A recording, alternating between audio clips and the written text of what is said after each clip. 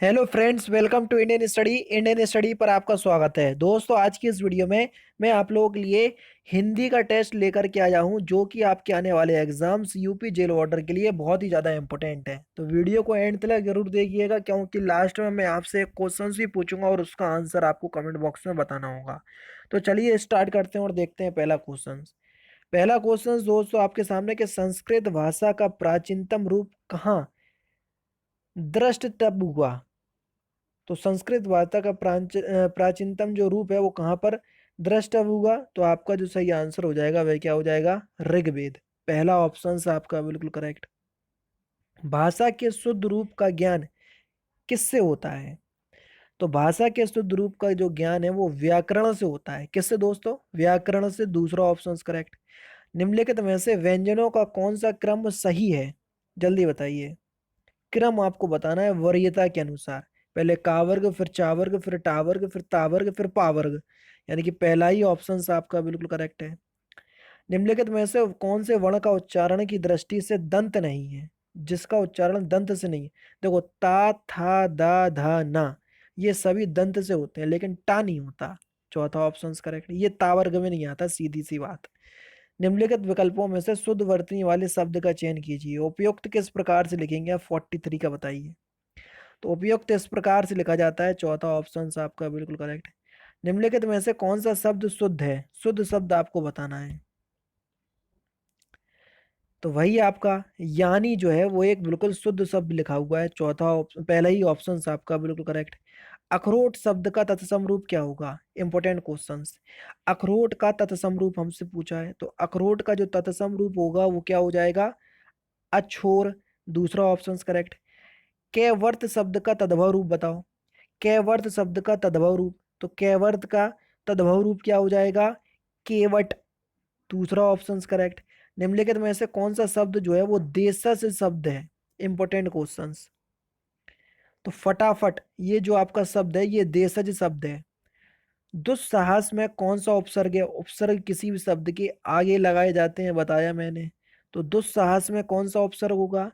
तो दुस्साहस में उपसर्ग होगा दुस उपसर्ग, और प्रत्यय पीछे लगते।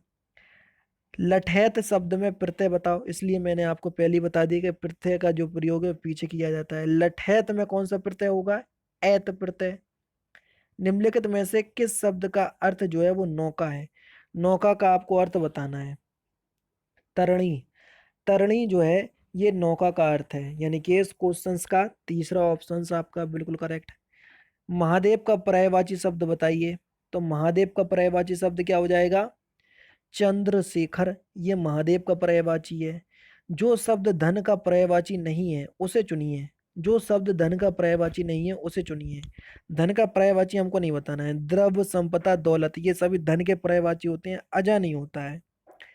नेक्स्ट क्वेश्चन, निम्नलिखित में से कौन सा विलोम युग्म त्रुटिपूर्ण है, यानी कि गलत दिया हुआ है? आमिष का सामिस विलोम शब्द दिया हुआ है। ये आपका देखते हैं सही है या नहीं है। आधार का आधे ठीक है। विनत का उद्दत ठीक है। विपत्ति का संपत्ति ठीक है। तो यहाँ पर जो त्रुटिपूर्ण है वो पहला ही ऑप्शन है, यानी कि इस क्वेश्चन का पहला ऑप्शन आपका बिल्कुल क्या हो जाएगा? करेक्ट हो जाएगा। ये गलत दिया हुआ है, समझ रहे हैं ना? आमिष का जो विलोम शब्द होता है ये निरामिष होता है। ठीक है, ध्यान रहेगा ना। वस्त्र, आकाश, मेघ, बादल किस शब्द के अनेकार्थी हैं? वस्त्र, आकाश, मेघ, मेघ, बादल, ये किसके अनेकार्थी शब्द हैं? तो आपका जो सही आंसर हो जाएगा वह हो जाएगा आपका क्वेश्चन नंबर। देखो, अंबर, अंबर के भी हो सकते हैं ये, ठीक है ना? उसके तो भैया पहला ही ऑप्शन करेक्ट होगा, समझ रहे? अंबर के जो अनेकार्थी शब्द होंगे वस्त्र, वस्त्र, आकाश, मेघ, बादल। नेक्स्ट क्वेश्चंस की तरफ चलें। बोलने वाले के लिए जिन सर्वनामों का प्रयोग होता है उन सर्वनामों को हम क्या कहते हैं? तो उन सर्वनामों को हम क्या कहते हैं? तो उनको हम उत्तम पुरुष सर्वनाम कहते हैं। पहला ही ऑप्शन आपका बिल्कुल करेक्ट। नेक्स्ट क्वेश्चंस, मैं खाना खा चुका हूँ, इस वाक्य में भूतकालिक भेद इंगित कीजिए। कौन सा भूतकाल है यहाँ पर? तो यहाँ पर जो आपका हो जाएगा पूर्ण भूत होगा। दूसरा ऑप्शन करेक्ट। बाघ और बकरी एक घाट पानी पीती हैं का शुद्ध रूप बताइए। इसका जो शुद्ध रूप हो जाएगा वह हो जाएगा बाघ और बकरी एक ही घाट पर पानी पीते हैं। दूसरा ऑप्शन करेक्ट। निम्नलिखित में से विशेषण शब्द का चयन कीजिए। जल्दी बताइए कौन सा शब्द जो है विशेषण है। 58। पैतृक शब्द जो है ये एक विशेषण शब्द है। स्त्रीलिंग शब्द का चयन करना है 59 में। कौन सा शब्द स्त्रीलिंग शब्द है? तो आपका जो सही आंसर हो जाएगा वह क्या हो जाएगा? कुटिया एक स्त्रीलिंग शब्द है। निम्नलिखित में से आपको बताना है कौन सा कारक है। हे प्रभु मेरी इच्छा पूर्ण करो। तो यहाँ पर जहां पर भी डंडा बिंदी लग जाए वहां पर कौन सा संबोधन कारक होता है? तीसरा ऑप्शन करेक्ट। आधी रात का समय हेतु कौन सा शब्द उपयुक्त होता है? आधी रात के समय के लिए एक शब्द बताना है, वाक्यांशों के लिए एक शब्द। तो उसको हम निशीथ बोलते हैं। क्या बोलते हैं? निशीथ। जिस पुरुष की स्त्री साथ नहीं है, वाक्यांशों के लिए एक शब्द क्या होगा? तो उसको हम विपत्निक बोलेंगे। क्या बोलेंगे? विपत्निक। चौथा ऑप्शन करेक्ट। कलई खुलना मुहावरे का सही अर्थ क्या है? सिंपल और इंपोर्टेंट क्वेश्चंस। तो कलई खुलना मुहावरे का अर्थ हो जाएगा भेद प्रकट होना। तीसरा ऑप्शन आपका बिल्कुल करेक्ट हो जाएगा। निम्नलिखित में से लोकोक्ति है, कौन सी लोकोक्ति है ये हमको पहचानना है 64 में। चार ऑप्शंस आपके सामने है। आसमान पर थूकना, ये कोई लोकोक्ति नहीं है। उल्टा चोर कोतवाल को डांटे, ये बिल्कुल लोकोक्ति है। दूसरा ऑप्शन जो है वो आपका बिल्कुल क्या हो जाएगा? करेक्ट हो जाएगा।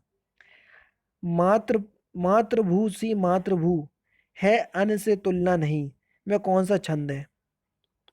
तो यहाँ पर आपका गीतिका छंद है। चौथा ऑप्शन आपका बिल्कुल करेक्ट हो जाएगा। नेक्स्ट क्वेश्चन, निम्नलिखित अलंकार का भेद आपको चयन करना है।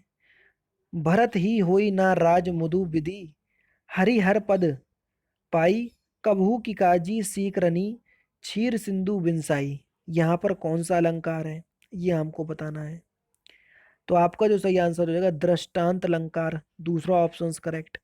निम्नलिखित में से आपको रस बताना है। सिर पर बैठो काग, आंख दो खात निराकत, खींचत जी भी सियार, अति ही आनंद और धारत। तो यहाँ पर कौन सा रस है ये हमको बताना है 67 में।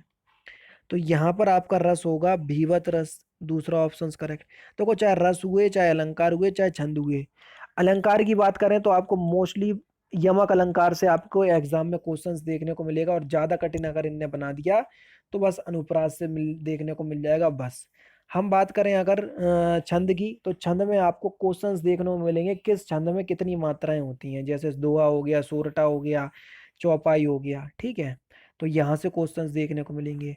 रस की बात करें तो इनके स्थाई भाव से आपको रस क्वेश्चंस देखने को मिल जाएंगे। आपको इस तरह की क्वेश्चंस पढ़ने की जरूरत नहीं है, ठीक है। तो आप ज़्यादा टाइम वेस्ट नहीं कीजिएगा, जो मैं बता रहा हूँ बस उस पर ज़्यादा ध्यान दो।